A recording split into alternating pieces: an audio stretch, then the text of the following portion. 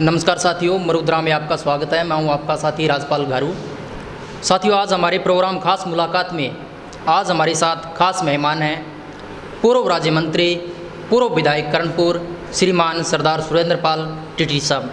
सर्वप्रथम सर, आपका हमारे यूट्यूब चैनल में बहुत बहुत धन्यवाद। धन्यवाद भाई, धन्यवाद। सर जी, सर्वप्रथम हम आपके राजनीतिक जीवन के बारे में जानना चाहेंगे। देखिए, हम कोई राजनीतिक पृष्ठभूमि के परिवार से नहीं हैं जी।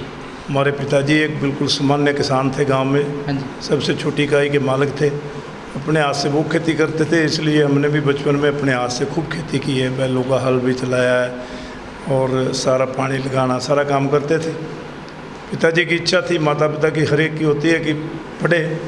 उन्होंने कोशिश की, गरीबी में जो भी हालात थे उस हिसाब से। पहले मैं प्राइमरी स्कूल था, हमारे गांव में नहीं था, 50 जीजी में प्राइमरी था, वहाँ हमने 5 क्लासें पास की। फिर 8वीं हमने खरला से पैदल चल के 5-6 किलोमीटर रोज़ जाना आना।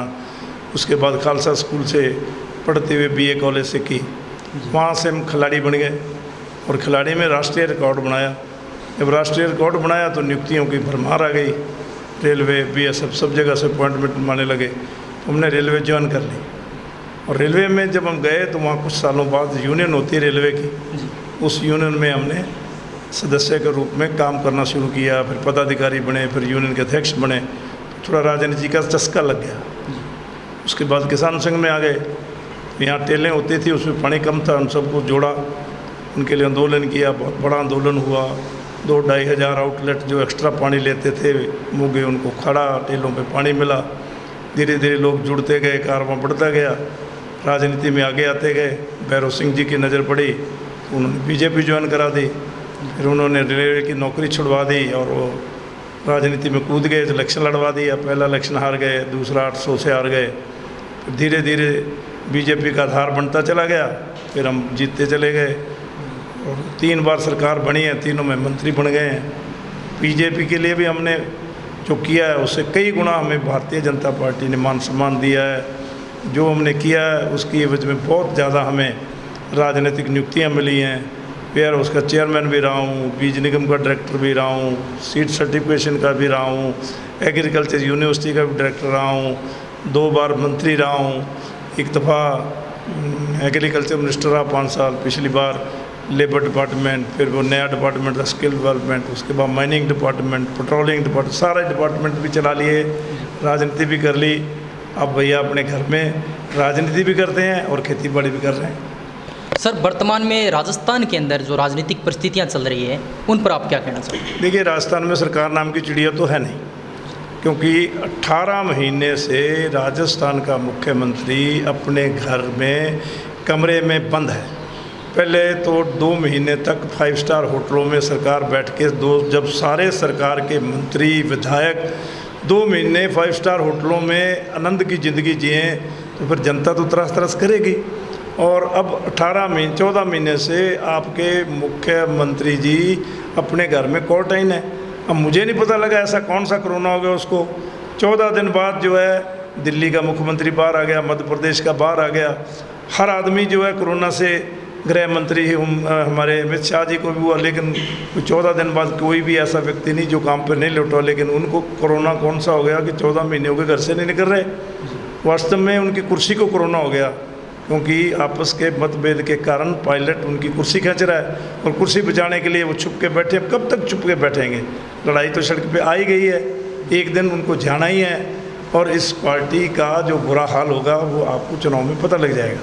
वर्तमान में देश की, प्रदेश की जनता तरह तरह कर रही है।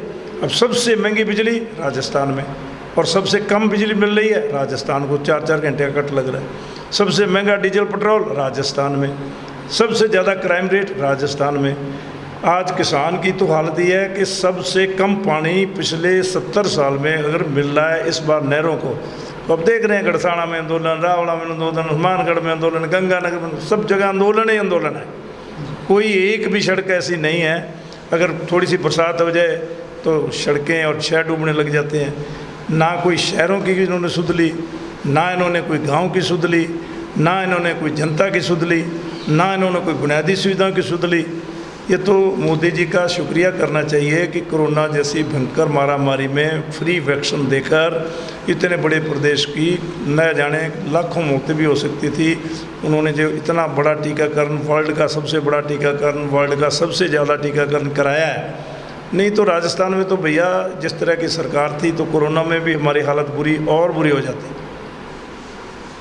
सर, अंत में आप हमारे चैनल के माध्यम से विधानसभा की जनताओं को और युवाओं को क्या संदेश देना चाहोगे? देखिए, हम तो ये कहते हैं युवाओं को राष्ट्रवाद के भाव से इस राजनीति में आना चाहिए। देखिए, गुण अवगुण जो है ना उनको छोड़ के और राष्ट्र के लिए कि राष्ट्र का निर्माण कैसे हो, राष्ट्र जो है दुनिया के अंदर सर्वश्रेष्ठ राष्ट्र कैसे बने, राष्ट्र की निर्माण में युवा का योगदान क्या होना चाहिए और ज़्यादा से ज़्यादा सेक्रीफाइस करें। क्योंकि आज तक जो कुछ भी हुआ, देश की आज़ादी हुई तो अगर 200 आदमी फांसी पे चढ़े तो 100 युवा थे भाई उसमें। तो युवा लोगों ने जितना आज तक चाहे राजनीति में चाहे जहाँ भी आंदोलन हुए हैं, क्रांति आई है, तो युवा का योगदान है। अब भी देश युवा लोगों का जो सहयोग मांग रहा है। माननीय मोदी जी जिस तरह से दुनिया के अंदर एक छत्र उन्होंने अपना वर्चस्व स्थापित किया है, पूरी दुनिया आज उनको एक विश्व का सबसे बड़ा पावरफुल व्यक्ति के रूप में देख रही है। अभी चाहे वो चतुर्भुज बना है 4 देशों का समुद्री सीमाओं को मजबूत करने के लिए, और चाहे आप देख लो जो हम हथियार बाहर से मंगाते थे आज हम 70 देशों को हथियार दे रहे हैं, जो वैक्सीन हम बाहर से मंगाते थे आज हम लगभग 70 देशों को वैक्सीन बाहर भेज रहे हैं। तो जो चीज़ हमें सब कुछ आत्मनिर्भर भारत सब चीज़ देश के अंदर मोदी जी कर रहे हैं। तो मैं समझता हूँ युवा का तो बहुत बड़ी ड्यूटी है, लेकिन हर नागरिक को मोदी जी के आत्मनिर्भर भारत में सहयोग करना चाहिए और राजनीतिक बातों को छोड़ के और राष्ट्र के हित में, राष्ट्र के पुनर्निर्माण में मोदी जी का जो चल रहा है बहुत बड़ा पर्व, या आप मान लो कि बहुत बड़ा यज्ञ कर रहे हैं, तो उसमें होती सबको डालनी चाहिए। सर, 2023 को लेकर किस तरह की तैयारियाँ? भैया 2023 में साफ दीवार पे लिखा हुआ है कि भारतीय जनता पार्टी की सरकार आएगी। राजस्थान की जनता तरह तरह कर रही है, कहीं भी चले जाओ कोई खुश नहीं। अभी रीट की परीक्षा हुई, पहले रीट की परीक्षा में नकल के लिए 15-15 लाख में पेपर बिक गए। उससे पहले क्या रोज़गार मिलेगा बच्चों को? उससे पहले आपका RS की परीक्षा हुई तो मंत्री जी के दामाद और उनके सब लोगों को 90 नंबर, एक ही मतलब सेम नंबर देके, और जो विद पिटी है राजस्थान में कम से कम नौकरियों के मामले में, सिलेक्शन के मामले में आज तक ट्रांसपेरेंसी रही और कभी उंगली नहीं उठती थी। लेकिन ये पहली सरकार है जिन्होंने रीट परीक्षा में, जिन्होंने RPSC की परीक्षा में, सब कुछ आपके सामने अखबारों में आ गया। और भेदभाव, भाई भतीजावाद, अपनों को नौकरी, और जिस तरह से ये अस्थिर सरकार है और इसमें जो स्थानीय प्रतिनिधि हैं कांग्रेस के, उनको इन्होंने एम्पावर्ड कर रखा है। और जिस तरह से वो लोगों को परेशान कर रहे हैं, झूठे मुकदमे बनाना, झूठी लोगों की ज़मीनें हड़पना। अभी पद्मपुर में क्या हुआ आपके सामने? एक व्यक्ति जो शरेआम ब्याज का काम करता था, जिसमें कांग्रेस पार्टी के लोगों की भागीदारी थी, उसने कितने लोगों ने उनके खिलाफ मुकदमा किया, कितना ये लूस निकला। ये कोई कानून व्यवस्था है ही नहीं राजस्थान में। तो निश्चित तौर पे ये सारी चीज़ें जनता देख रही है और जनता वेट कर रही है कि 23 कब आए। और हो सकता है जिस तरह से ये आपके पायलट और इनकी लड़ाई चल रही है तो 23 की ज़रूरत ही नहीं पड़े, कोई 22 में निपट जाए ये में भी। ठीक, तो ये थे हमारे साथ पूर्व मंत्री, पूर्व विधायक रणपुर सुरेंद्रपाल सिंह टीटी साहब। अगर आपका भी कोई प्रश्न हो तो कमेंट सेक्शन में लिख कर हमें भेजें, ताकि जब भी हम अगली बार इनसे मुलाकात करेंगे तो आपके तमाम सवालों को जानने की कोशिश करेंगे। जुड़े रहे हमारे साथ। राजपाल गारू, मुरुद्रा।